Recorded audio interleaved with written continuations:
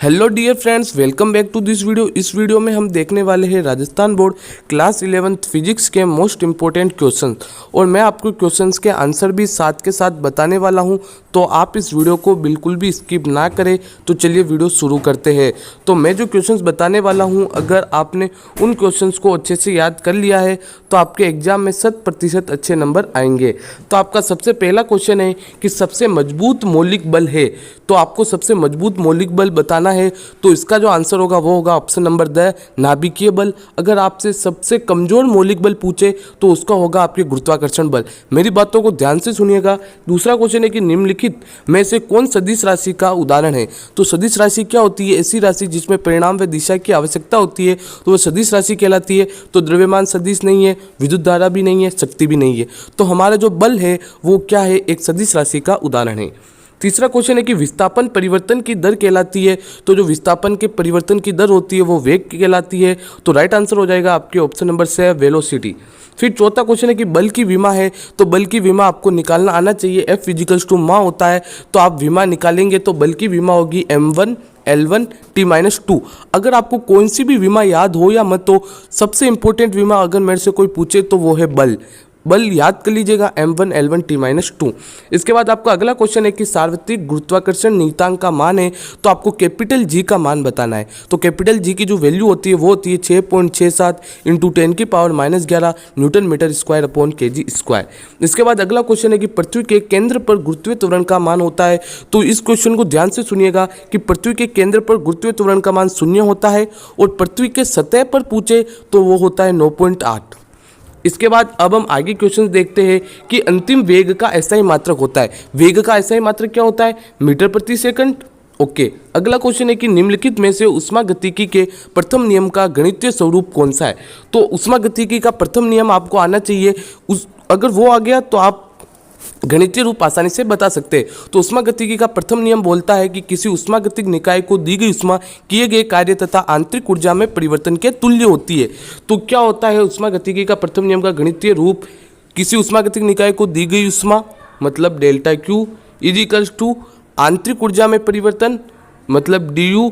किसी ऊष्मागतिक निकाय को दी गई ऊष्मा किए गए कार्य तथा आंतरिक ऊर्जा में परिवर्तन किए गए कार्य मतलब DW। सॉरी, यहाँ पर आप आंतरिक ऊर्जा में परिवर्तन तो आपके DU हो जाएगा। ओके, और जो कार्य होगा वो आपकी क्या होगा? Del W। तो ऊष्मागतिकी के प्रथम नियम का गणितीय स्वरूप होगा आपके ऑप्शन नंबर से DU equals to SQ minus W। ये आपको अच्छे से याद हो गया, अच्छे से याद कर लीजिएगा। इसके बाद आपका अगला क्वेश्चन है कि मूल मात्रकों को परिभाषित कीजिए। मात्रक दो प्रकार के होते हैं, मूल मात्रक और व्युत्पन्न मात्रक। तो मूल मात्रक सिंपल होता है कि जो मूल मात्रक क्या होते हैं? मूल मात्रक जो मूल राशियों से बने होते हैं और वो किसी अन्य राशि पर निर्भर नहीं करते हैं। आपका तीसरा क्वेश्चन है कि चाल और वेग में क्या संबंध है। ये मोस्ट इंपॉर्टेंट क्वेश्चन है, अच्छे से याद कर लीजिएगा। तो इसका होगा आपके वेग greater than and equals to चाल। यह आपके होता है संबंध चाल और वेग में। अगर दूरी और विस्थापन में संबंध पूछे तो वो हो जाएगा विस्थापन greater than and equals to दूरी। अच्छे से याद कर लेना। फिर अगला क्वेश्चन है कि सड़क को बंकित क्यों किया जाता है, मतलब why is the road banked. तो सड़क को बंकित इसलिए किया जाता है कि अभिकेंद्रित त्वरण का मान बढ़ेगा, और अभिकेंद्रित त्वरण का मान बढ़ने से दुर्घटना की संभावना कम होगी। ये चीज़ आपको समझ में आ रही है? ओके। फिर अगला क्वेश्चन आपको देखना है ऋणात्मक कार्य का उदाहरण दीजिए। कार्य धनात्मक होता है, ऋणात्मक होता है, शून्य कार्य भी होता है। तो ऋणात्मक कार्य कब होगा? जब दिशा विपरीत होगी। तो आपको ऋणात्मक कार्य का एक उदाहरण देना है, अच्छे से याद करना है आप सबको। परम शून्य ताप का आपको मान लिखना है। फिर अगला क्वेश्चन है कि वेग समय आरेख का ढाल है वो आपको क्या कहलाता है। तो वेग और समय आरेख का ढाल आपका त्वरण कहलाता है। तो आप ये क्वेश्चंस के आंसर भी एक बार याद कीजिएगा, और कुछ क्वेश्चंस के आंसर तो मैं आपको बता रहा हूँ और कुछ के आप याद कर लीजिएगा। फिर किलोवाट घंटा किसका मात्रक है? तो किलोवाट घंटा किसका मात्रक है? किलोवाट घंटा अपने शक्ति पावर का। फिर अगला क्वेश्चन है कि गतिज घर्षण का मान स्थिर घर्षण से होता है। तो गतिज घर्षण का मान होता है वो स्थिर घर्षण से कम होता है, स्थैतिक घर्षण होता है, पर यहाँ पर मिस्टेक है। अगला क्वेश्चन है कि कार्य और ऊर्जा की विमा फिल इन द ब्लैंक्स होती है। कार्य और ऊर्जा की विमा आपको आनी चाहिए, याद कर लेना। कार्य की विमा आपको निकालनी है तो बल इंटू विस्थापन कर देना। तो बल इंटू विस्थापन करना है तो बल की विमा आपको आनी चाहिए, विस्थापन की आनी चाहिए।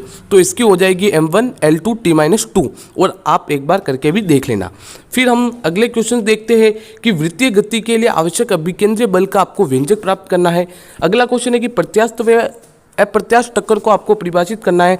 अगला क्वेश्चन है कि गुरुत्वीय त्वरण को परिभाषित कर पृथ्वी की सतह से ऊंचाई के साथ उसका परिवर्तन किस प्रकार होता है समझाइए। मोस्ट इंपोर्टेंट क्वेश्चन है, याद कर लेना, पहले ही बोल रहा हूँ। अथवा में एक क्वेश्चन है, उसको भी याद करना है। भूस्थिर उपग्रह को परिभाषित करते हुए उसकी पृथ्वी तल से ऊंचाई व आवर्तकाल का मान आपको लिखना है। फिर अगला क्वेश्चन है कि समतापी व रुद्धोष्म प्रकरणों को परिभाषित करते हुए आपको उनका एक उदाहरण देना है। और उसी के अथवा में एक क्वेश्चन है कि उत्क्रमणीय व अनुत्क्रमणीय प्रक्रम को परिभाषित करते हुए आपको उनका एक एक उदाहरण देना है। फिर आपका अगला क्वेश्चन है कि सदिशों के सदिश व अदिश गुणनफल को आपको परिभाषित करना है। और अथवा में एक क्वेश्चन है कि स्थिति सदिश, विस्थापन सदिश व इकाई सदिश को परिभाषित कीजिए। अगर इन तीनों सदिश में से सबसे मोस्ट इंपोर्टेंट सदिश पूछे तो वो है इकाई सदिश, जिसे कि यूनिट वेक्टर भी बोलते हैं। तो इसके बाद अब मैं आपको और इम्पोर्टेंट क्वेश्चन बताने वाला हूं जो अब की बार एग्जाम में आने वाले हैं। तो अगला क्वेश्चन है कि प्रत्यानयन बल को परिभाषित कीजिए तथा कमानी से जुड़े द्रव्यमान की दोलन गति के लिए आवर्तकाल का सूत्र लिखिए व चित्र बनाइए। अथवा में है कि बल नीतांक, अवमंदित दोलन व प्रणोदित दोलन को परिभाषित करना है। फिर अगला क्वेश्चन है कि आपको भौतिक राशियाँ दे रखी है, उन भौतिक राशियों को आपको उनके मात्रकों से मिलान करना है। और यहाँ पर आपको विमा दे रखी है, विमाओं को भौतिक राशियों से मिलान करना है। तो इस तरीके से आपकी इंपॉर्टेंट क्वेश्चन है। अगला क्वेश्चन है कि सरल आवर्त गति करते हुए कण की कुल ऊर्जा का सूत्र व्युत्पन्न करना है।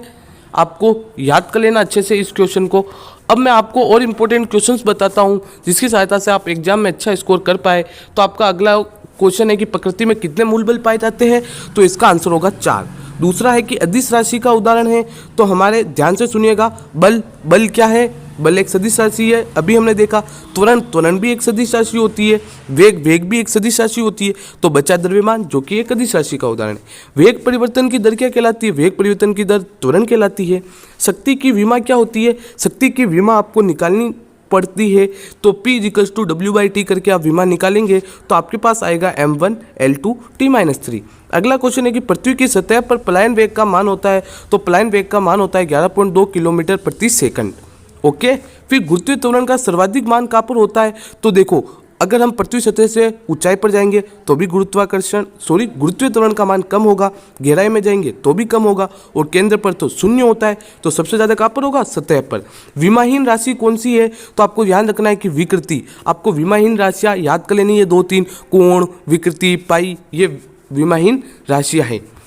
फिर हम आगे देखते हैं ऊष्मागतिकी का शून्याङ्की नियम किस भौतिक राशि को परिभाषित करता है, तो ऊष्मागतिकी का शून्याङ्की नियम आपको ताप यानी कि टेम्परेचर को परिभाषित करता है। अगला क्वेश्चन है कि अवगाद्रो संख्या का मान कितना होता है, सिंपल है 6.022 या फिर 23 × 10⁻23। फिर अगला क्वेश्चन है कि मूल बलों में सबसे कमजोर बल कौन सा है, अभी मैंने बताया गुरुत्वाकर्षण बल। तीसरा क्वेश्चन है दूरी और विस्थापन में क्या संबंध है, अभी बताया विस्थापन > दूरी। फिर चौथा है विस्थापन एवं समय आरेख का ढाल क्या कहलाता है, तो वो वेग कहलाएगा। अगला क्वेश्चन है कि बंकित सड़क में सड़क के कौन से किनारे को ऊपर उठाया जाता है, इंपॉर्टेंट क्वेश्चन है, अच्छे से याद कर लेना।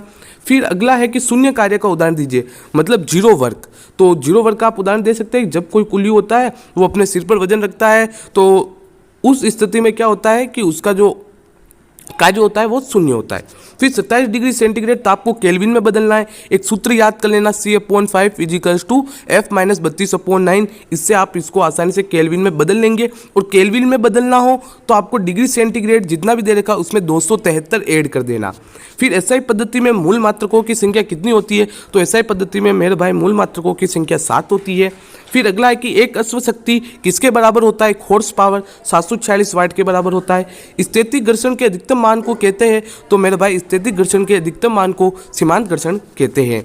तो अगला क्वेश्चन है कि स्नेह को परिभाषित कीजिए और किन पदार्थों का उपयोग स्नेह के रूप में किया जाता है, इनका आपको उदाहरण देना है। अगला क्वेश्चन है कि घर्षण क्यों आवश्यक है, आपको बताना है। अगला मोस्ट इंपोर्टेंट क्वेश्चन है कि संरक्षी व असंरक्षी बल और उनके उदाहरण याद कर लेना। Conservative forces and non conservative forces आता है एग्जाम में। हो सकता है कि मेरी स्पीड थोड़ी ज़्यादा हो तो आप वीडियो की प्लेबैक स्पीड कम कर देना।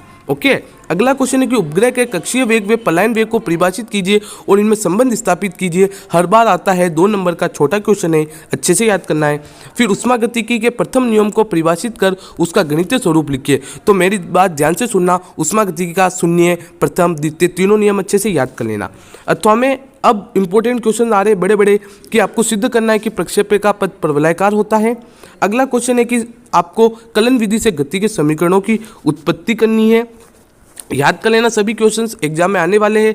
तो सरल आवर्त गति को परिभाषित करते हुए कण के लिए वेग का समीकरण व्युत्पन्न करना है। आपको विस्थापन, वेग, त्वरण तीनों का समीकरण व्युत्पन्न करना आना चाहिए, आएगा ही आएगा एग्जाम में।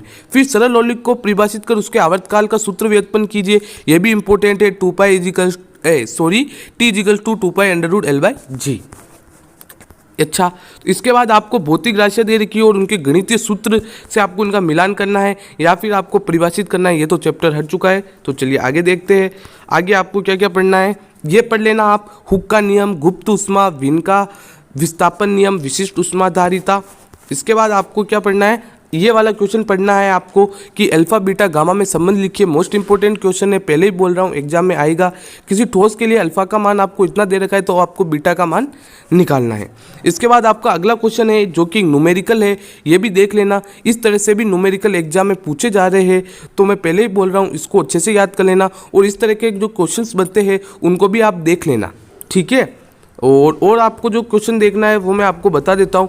तो ये कुछ क्वेश्चन थे जो मैंने आपके साथ आज शेयर किए हैं और मैं गारंटी से कह रहा हूँ कि इनसे आपके एग्जाम में क्वेश्चंस बनेंगे ही बनेंगे। तो आपको ये वीडियो कैसी लगी कमेंट बॉक्स में अपना फीडबैक जरूर दें और अगर ये वीडियो पसंद आई है तो इस वीडियो को लाइक करें, शेयर करें और चैनल पर पहली बार तो चैनल को सब्सक्राइब करने के साथ ही पास में आने वाले बेल आइकन को प्रेस करें।